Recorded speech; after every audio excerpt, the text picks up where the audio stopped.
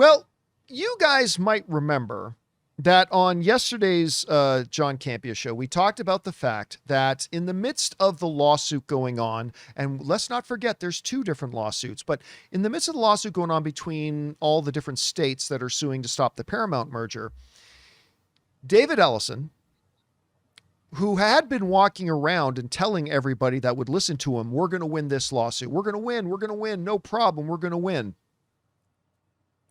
Showed his real thoughts that he has no belief that they're going to win when he decided to publicly issue a threat and issue a blackmail statement, basically saying, hey, you guys back off, give us what we want, or we're going to pull Paramount out of California. To which, of course, I said to the 5,000 to 8,000 employees that Paramount Studios has in California, hey guys, David Ellison just put you on the wall like the children in House of the Dragon. He sees you as expendable and as bargaining chips, nothing more. And no matter what happens in this lawsuit now, whether Paramount wins, the states win, the merger goes through, the merger doesn't go through, whatever happens, I need all of you 5,000 to 8,000 employees of Paramount in California to remember that moment and remember exactly what David Ellison thinks of you. Just keep that in mind. But the thing is, when he came out and made that assertion, there was another group. That group was the Writers Guild of America. The Writers Guild, who are themselves engaging in their own lawsuit against the Paramount merger. Now, there is a big significant difference, though, between the two different lawsuits, okay? We've talked about it, but before we go into what the Writers Guild of America said here, it's important for us to revisit this to lay this as a foundation. So follow along with me here for a second.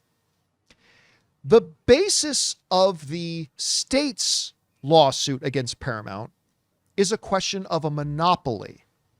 Now, in a monopoly, you have one or a very few concentrated number of sellers on the market, and yet have many buyers. The seller has the power over price. Example, one company is the only provider of a product or service. Think of it in the terms of a kingdom of turnips. Follow me here. A monopoly says you have a kingdom full of people that are desperate to eat turnips, but only the king sells turnips. That is a monopoly. All right, well, let's go back to this thing here. What the basis of the WGA lawsuit is the complete opposite, actually. They're suing on the basis of a monopsony, not a monopoly, a monopsony. And it's the opposite. In a monopsony, they're saying there's one buyer, but many sellers. One buyer, but many, many sellers. The buyer has the power over what it pays. Example, one major employer buying labor in a small town. Going back to the example of a kingdom of turnips, instead of being a kingdom full of people who want to eat turnips and only the king provides them, think of it in reverse. All the people in the kingdom are turnip producers, but only one person in the land is allowed to buy them, and that's the king. So the king can set whatever price he wants, all that kind of stuff, what he'll get. Now, the reason that's important to understand with the WGA is the WGA just came out and put out a statement that basically says, see, this is exactly, they're saying David Ellison's statement yesterday proves their point. Because their point is that if this merger goes through, you're still going to have all these writers, but now you're going to have an even smaller amount of people who can hire them. And if David Ellison, they say, has more power, he will mistreat the writers. He will, screw us on setting wages, because if you don't like it, I'm sure I'll find somebody else more desperate than you to take it, that he will essentially screw them over. And this was the WGA's statement in response to what David Ellison said yesterday. The WGA said this: by threatening to leave the state because it doesn't want the government to enforce the law, Paramount further proves the danger of its outsized power over the industry and what that will mean for writers and the creative community, the Guild said on Tuesday. This type of behavior is precisely why the merger should be blocked. In other words, the WGA is saying, you see how Ellison just acted? That's how he's going to act against all of us. That's how he's going to respond to the Writers Guild. That's how he was going to respond to the Actors Guild. That's how they're going to respond to the Directors Guild. That the moment there's any legitimate pushback for real reasons, he's just going to pull out the take it or leave it, I'll find somebody more desperate than you card. This is it exactly. He just proved why we're bringing this lawsuit, because that is how he acts and that's how he will act. That's basically the WGA's statement here. You know, guys, I haven't played lately. I'm thinking about starting up again, but I've spent a good 10 years playing World of Warcraft. I don't know if either of you guys ever played World, but I'm a huge WoW player. I've dabbled. And for those of you who have dabbled like Rob, there's this moment in the story of World of Warcraft that reminds me a lot of this situation. And I just a show of hands in the live chat, who of you recognize the name Sylvanas Windrunner? Just say if you do or don't. But anyway, there's this moment in the story. It might have been Battle for Azeroth expansion, maybe one that came before it. But basically, Sylvanas Windrunner took over the Horde. Okay, she became the leader of the Horde. The problem is there was a bunch of people in the Horde, including some of their more senior people, who realized she's not taking the Horde in a good direction. So basically, one of the big war chieftain orcs who has gone outside of the Horde now because of what Sylvanas is doing to the Horde, he challenges Sylvanas to a one-on-one duel, right?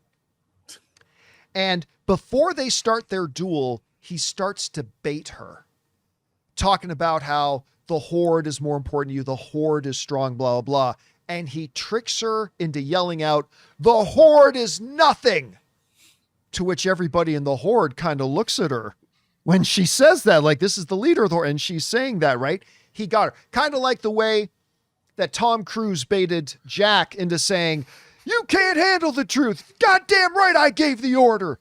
For those of you who understand that reference. Basically, what the WGA is saying, this is that moment.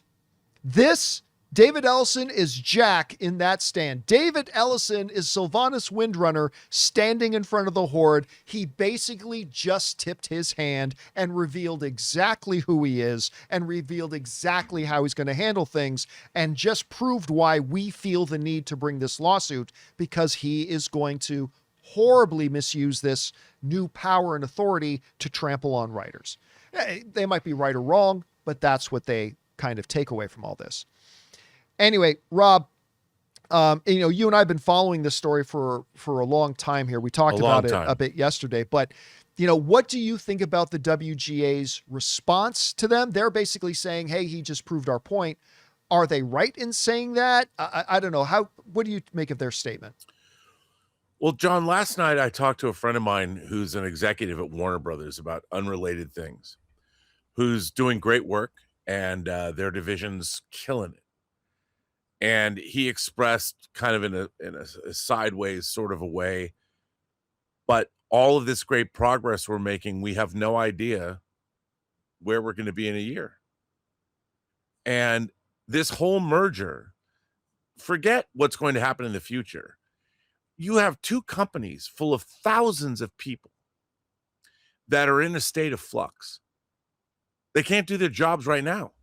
They don't know what's going to happen. They don't know, while we talk about these mergers, what two guys have done, a father and son have done, and what there has put thousands, if not tens of thousands of people on notice. And everybody, some of these people have worked at studios, Paramount, Warner Brothers, for years, decades. And they're all running around going, what are we doing, man? What's going to happen? Where are we going to be? And they look to Disney and Fox, and they think, or what Fox was, and they look at the fact that you dude, LA Confidential is owned by Disney. Where is it? Can you get it on 4K? Can you see it? I mean, we have an entire cultural legacy that can be suppressed and absconded with. So when the Writers Guild comes out and what they are fighting for is the continued vibrance of an industry that we look at right now that is making more money this year than since, pre-pandemic. We're at pre-pandemic levels now. We see a great excitement being, whether it's Obsession for $750,000, Back Rooms for $10 million, The Odyssey for however much that cost, Spider-Man. We have a vibrant industry that's making money, and then everybody is worrying because there's now 4 major studios that might become one. The Writers Guild is correct.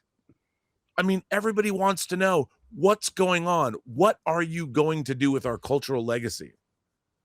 This is a boondoggle that a family has caused.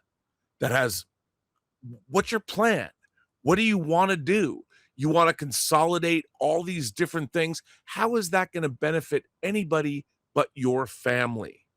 Are we going to get better movies, better stories, better TV shows, better news, better home video from my perspective?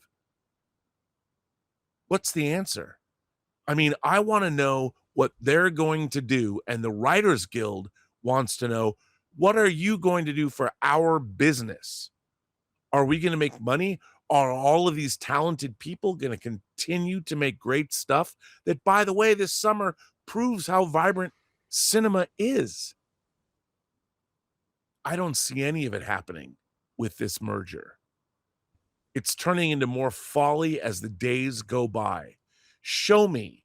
Are you going to benefit us? Are we going to get better news? Are we going to get better TV shows? Are we going to get better movies?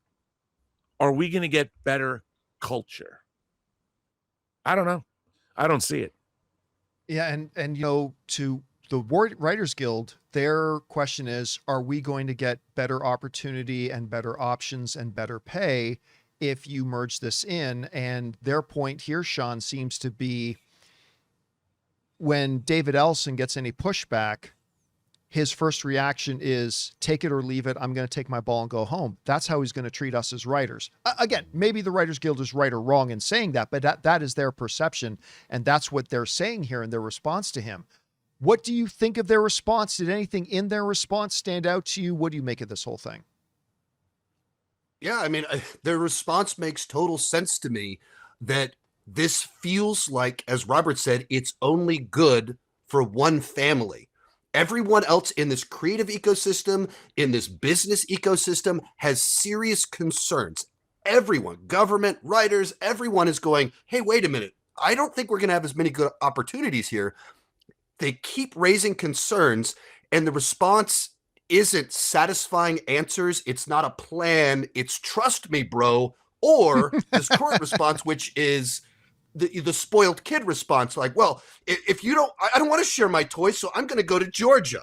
Like, it just has that spoiled kid energy to it, rather than a collaborator trying to create a robust ecosystem that's good for everyone, where he's working with them, he's listening to their feedback, he's listening to their concerns and trying to build bridges.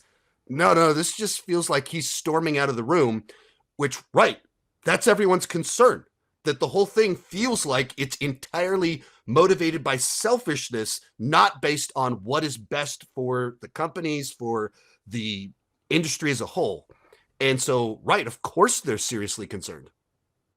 Yes, somebody's put a great comment in the live chat. They said, David Ellison is Sid from Toy Story all grown up. And I guess, yes, that is the case. Anyway, guys, question is for you. What do you think about this? The Writers Guild of America, who is, engaged in their own lawsuit against Paramount to stop the merger, they came out and said, David Ellison's statements yesterday just exactly proved our point about why we're bringing this lawsuit, because that is who he is. I don't know. Whatever you guys make of all that, jump down to the comment section below and let us know your thoughts. Guys, we want to take a second to thank a sponsor of today's video, Ultra pouches. A lot of people use nicotine thinking it'll give them a little extra focus or even help before a workout. But nicotine is a vasoconstrictor. It narrows your blood vessels and can actually work against that pump and recovery that you're looking for. That's where ultra pouches come in. What you're really going to like about them is that they're 100% nicotine-free and caffeine-free. They're designed to give you smooth energy and focus without the nicotine crash. Pop one in before a workout or when you're sitting down for a long work session, and it's an incredibly convenient little boost. Ultra is the ultimate guilt-free pouch, delivering instant focus and mental clarity without nicotine or caffeine. New customers can use the code CAMPEA to get 15% off at takeultra.com. That's TAKEULTRA.com for 15% off with the code CAMPEA. After you purchase, they'll ask you where you heard about them. Please support our show and tell them that our show sent you.